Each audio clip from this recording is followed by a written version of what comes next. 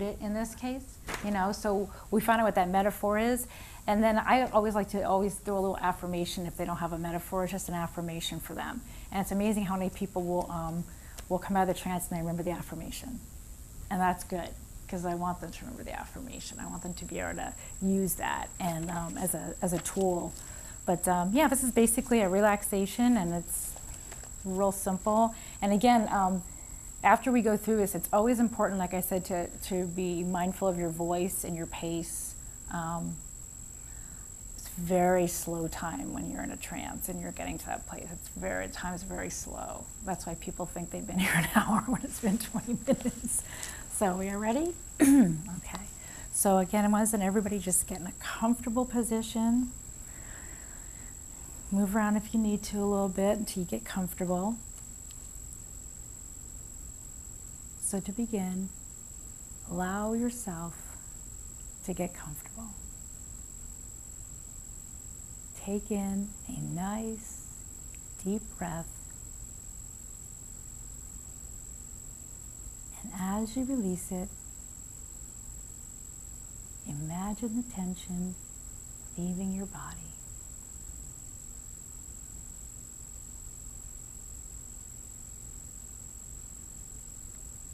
Take in another deep breath. Close your eyes and focus your attention at the top of your head.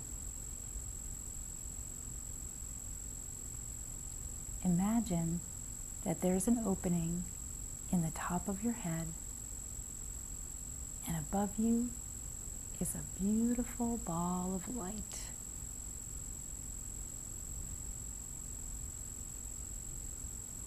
That light can be any color that you choose. Knowing that it represents the most calming and peaceful energy,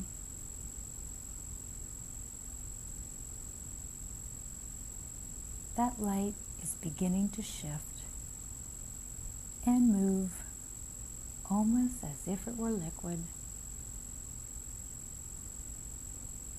Imagine that liquid relaxation is now spreading down through that opening and continuing down through your body.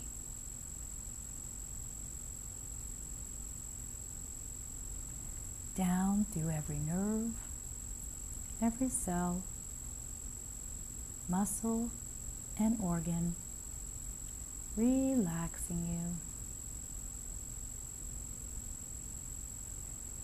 You are feeling very calm, very peaceful.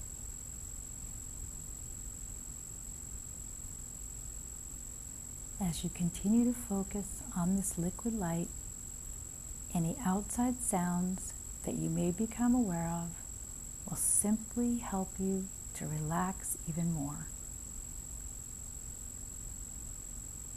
You're going deeper and deeper down, relaxing, feeling safe. That liquid relaxation is now spreading down through your head and your face, down through your neck, and it gently seeps into your shoulders, softening all of the muscles there in your shoulders.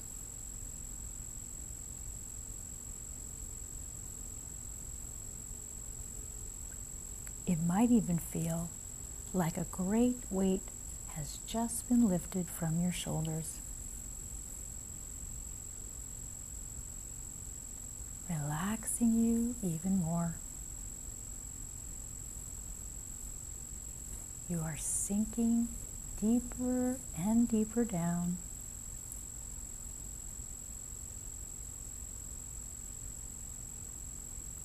As the liquid relaxation now spreads from your shoulders down through your back, softening each and every muscle in your back.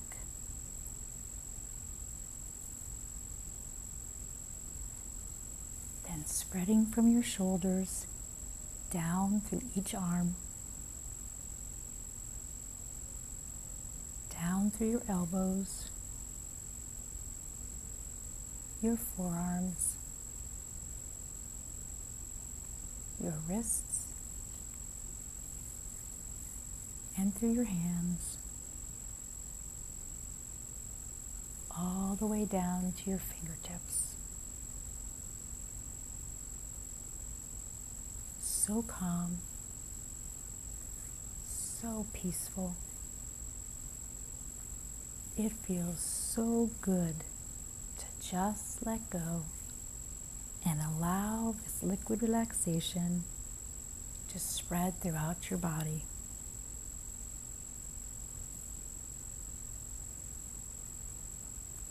Through every nerve, cell, organ, and muscle. That liquid relaxation is now flowing into your chest, filling your heart and your lungs, allowing you to breathe deeper and become even more relaxed.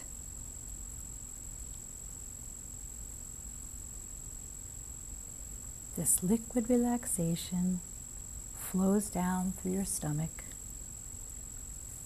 to your pelvis, your hips, then down through your legs, all the way down to the tips of your toes.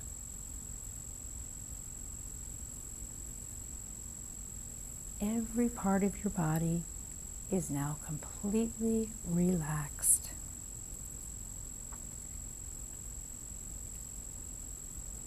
In fact, your entire body, from the tips of your toes to the top of your head, is filled with this wonderful liquid relaxation. You are feeling so calm, so peaceful. You are enjoying this pleasant feeling, allowing your mind, your body, and your spirit to be in complete and total harmony. You are perfectly relaxed and calm from this moment forward. And anytime you wish to relax, you will be able to recall this experience easily and re-experience this pleasant sensation.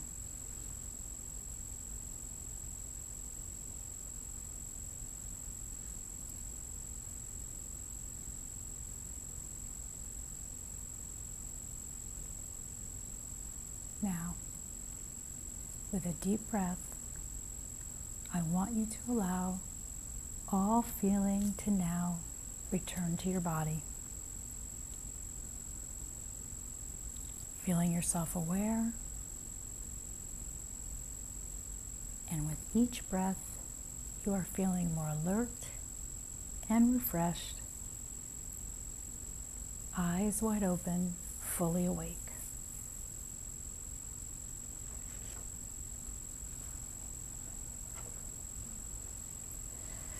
Now remember too, usually when you're doing this, unlike meditation, you're usually sitting in a chair. So you're sitting back with your back supported. You don't lay down, but you can, get comfortable if you need to in the chair. So sometimes that also, I think, enhances the experience because you're feeling like your muscles have a place to be, in other words. But that's what an induction is like. And normally we do the script before we brought you back. But that's the induction. The induction, and then they do the actual body of the... Yep, of the script. And so after I'm sure, and then if I think that, let's say I see that somebody's moved around a little bit, and I'm going to say, you know what, I'm going to do a little deeper. And I might do another shorter induction just to get somebody a little bit deeper. And then I usually notice their body a little more relaxed. I can see them become part of the furniture. And it's like, kind of work, improvise. yeah, just based on the person who's there. And so, you know, then I see them kind of sink into the chair and I'm like, okay, they needed just a little more, and that's good too. And then I go right into the script. And in pieces of a script, I have those specifics that are for each person, so that I think it helps to have something that's very personal to someone. For instance, knowing about, you know, what they do when they smoke, or why do they feel they overeat, or where's the anxiety in your body? What are some of the thoughts that come before the anxiety? So I can incorporate those as a way for them to be, you know, self-monitoring. You know, oh yeah, you know what, it's usually in here. Okay, well, let's talk about this area, and when that happens, what you're going to do and how you're going to feel afterwards. I had a client today, and you know, it's so hard, but he's still struggling with the idea that his thinking is about anxiety. Having anxiety gives him anxiety. So, you know, we were trying to work on that so that he could recognize where it was in his body. And so I gave him some, I actually did a guided imagery. A lot of times out here in the treatment centers, we just tell people we're doing guided imagery. And they love that. They know what it is, but it's really hypnosis. You know, and it's not necessarily to try to get them to, you know, not use drugs or not drink, but it's to help with the symptoms of withdrawal or what's keeping them from being able to focus, and giving them a tool. So, yeah. How much do you ever hypnotize where the client is doing some talking? You ask them questions? Yeah. I've done some with the ideomotor, that's what they call it, and I started out using something very subtle, and that was really hard to see. Sometimes people, like, they'll have their hands like this, and the finger will go, and you're like, was that a response, or were they moving their hand, or so. But I have done a couple with actually talking with people, and I find that usually I have to do a deeper induction with them. That's just for some people? Yeah. It depends on what the situation is. And usually I think that I would use that after I've seen somebody a few times. Like if it was something that they were coming for on a regular basis, we'd work up to that. Because it might be necessary to maybe talk to the subconscious and get a response back, you know, kind of along the lines of, we're trying to do this, but we're not, you don't seem to want to make that change, but yet the person seems to want to make that change. What's going on? And so then I'll know what question to ask, and I'll start asking some questions, and then bingo, I get the question, like with the smoker, the only way I can relax. That's how we found that out. It was so funny. That was it. I'm like, oh, so the subconscious really knows. So you just have to ask the right questions. And so, yeah, so it's really, that's why it's so individualized, you know, depending on the person. But like I said, I would use that probably with somebody. I've only used it a couple of times when we've met it quite a few times. Usually I don't have to do that. The person usually comes and they know what they're looking for and they're ready. You know, They're there for a reason. They absolutely are. They know why they're coming to you. Sometimes, like with let's say with smokers or with somebody who's trying to let go of weight, they will come, but the person, for instance, who wants to let go of weight isn't specific enough. They'll say, I want to lose weight. Well, we have to get into how much weight, and then we have to find out why they want to lose the weight. Sometimes it's, you know, because that's how they feel better and it's healthier, but sometimes it's not that at all. It has to do with, let's say, fitting into a bathing suit because they're going to their high school reunion or they're going to see people. So we need to find out, because that's their motivation.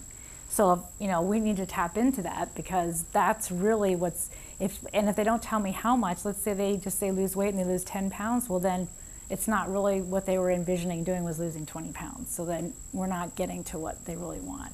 So we try to get specific. And sometimes people don't know. They'll just have a real generalized idea, so it's a little bit of coaching them on, you know, what they need to be clear on before this is gonna, you know, be able to work for them, because again, you will not do something you do not want to do. That's what's so interesting about the stage stuff, because I always thought that too, and then exactly what you said was the reason. It's ego. I don't want to be the one guy that's up there looking like it didn't work for me. What's wrong with me? I'm not going to get the applause, you know. So.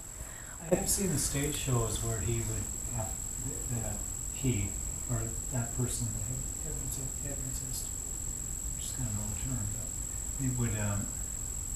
Somebody wasn't working out, so they would send them off the stage. I guess they just weren't playing the game, maybe. Yeah. Oh, yeah. And usually, like when you said they kind of scan the audience. They ask questions. They watch people's body language. You can tell by the way somebody walks that they're up there to make a statement. So probably you're going to stick them on the end. So in case you want to send them off quick, but there's special training to do that. And that was something actually my teacher also did, but that was years later. It was just to see what the difference was, like what it entailed. But it's definitely a different animal.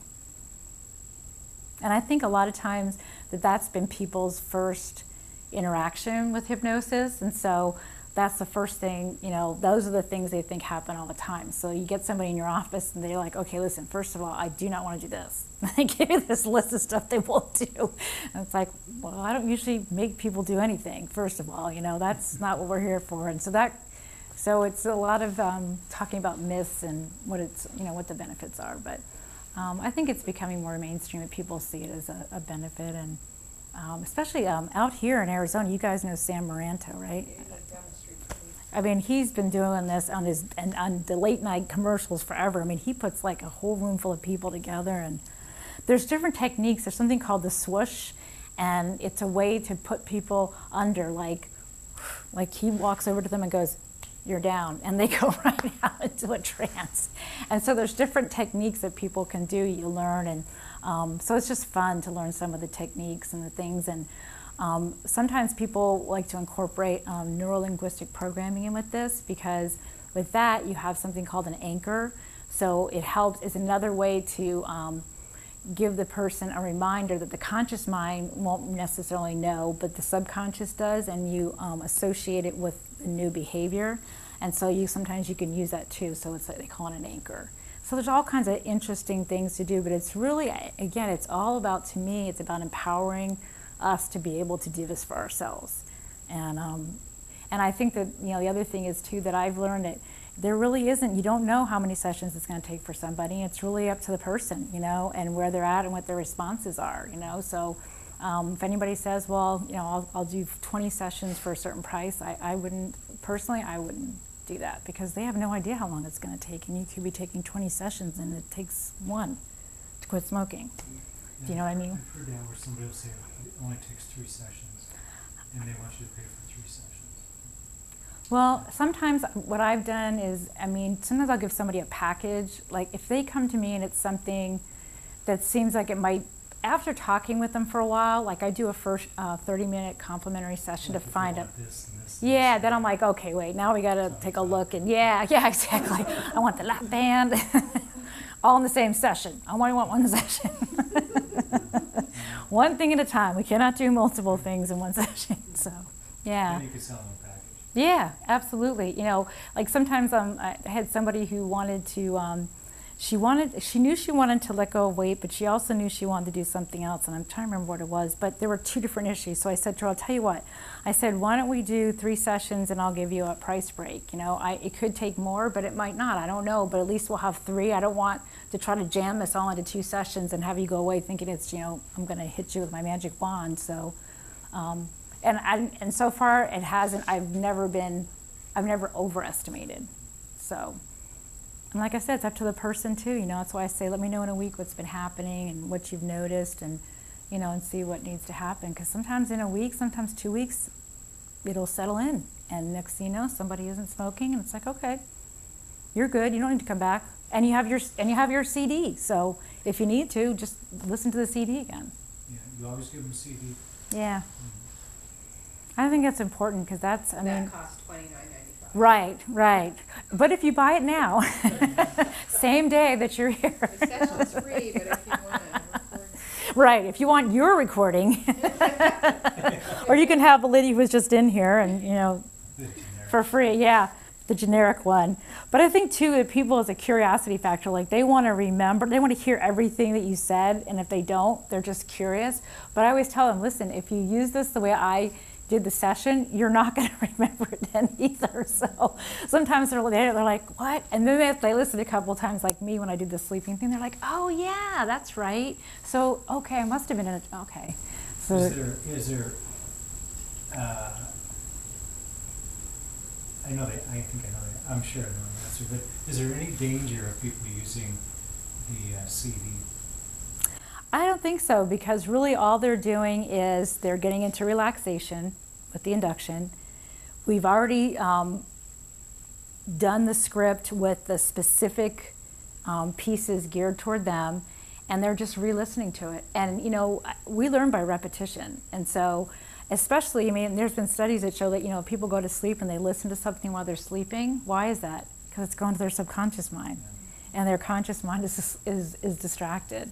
So I mean, that's the way a lot of times people learn things. So I've never heard of there being any kind of an issue, you know. And I think, you know, the important thing though I stress to people is this is your CD.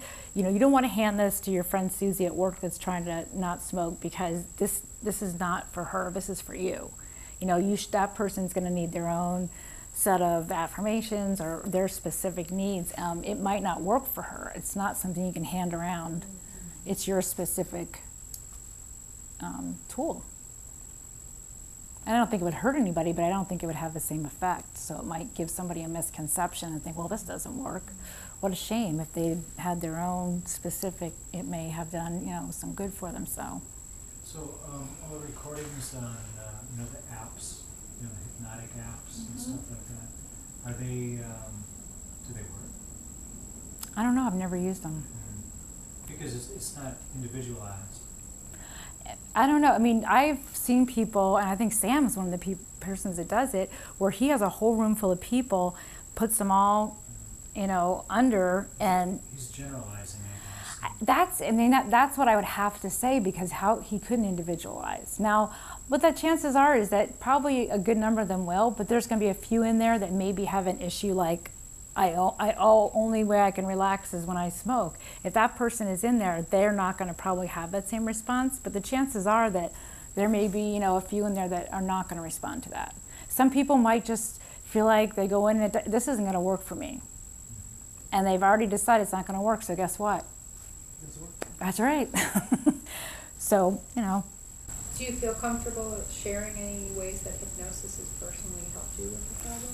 Absolutely. When I was trying to let go of weight, I was struggling so badly, and I couldn't seem to find the right method to do it. And I realized that I had this belief that, number one, when I was growing up, my mom used to always tell me that because I was a real skinny kid, that she thought I was anorexic. So that was already a belief in my head that if you're thin, you're anorexic. I mean, I didn't even know I believed that, but that was one of the thoughts. The other one was that I hated exercise because it was too hard. And that's because when I was growing up, I was an athlete, and practice was grueling. That wasn't the exercise so I had these two beliefs that I did not realize that were really holding me back. So I wrote a script for myself using each one of those, and put it on a CD and listened to it at night. And it helped me, and it changed the way I looked at exercise, and it changed the way I looked at diet and body shape. There is a conference in July in Las Vegas, and it includes everything. And then this guy who did the lap band is going to be the keynote speaker, so I have to go see him. And you're going to be there. How long was your training? A year took me.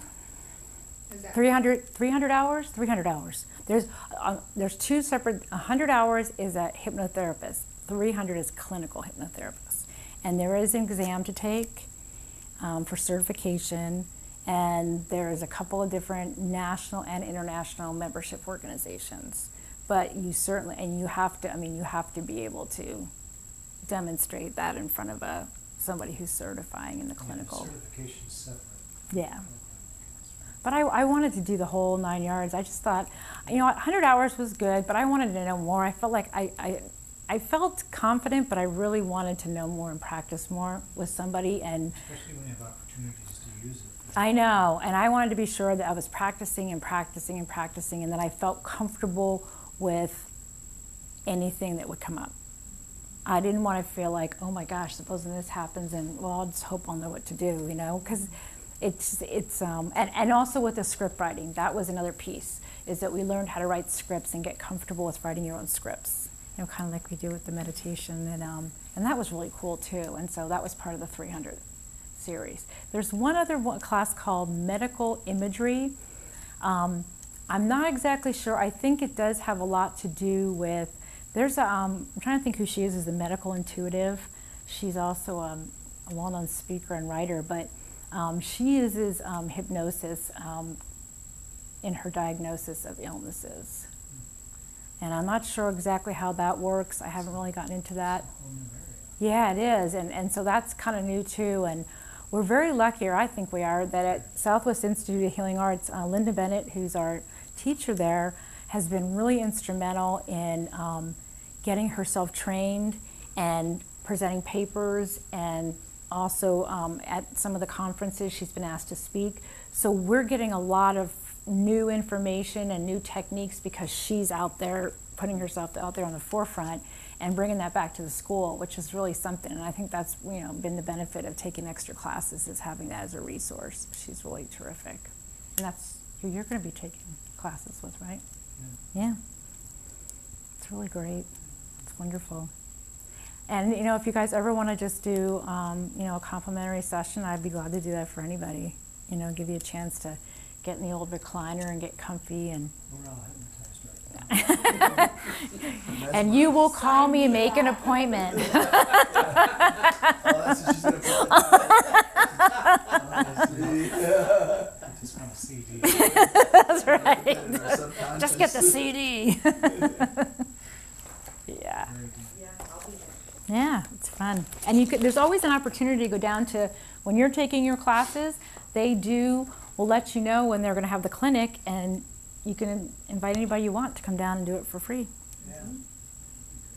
Yeah, so that's another way to go down and check it Yeah. out. They do it like at least once a month. There's so many people going through that program. It's crazy. I just think it's booming, and so yeah, they've always got a clinic. They have clinic for other modalities, but that one's the most popular, I think. Yeah, would Does say. the woman in Dawn Epstein work there?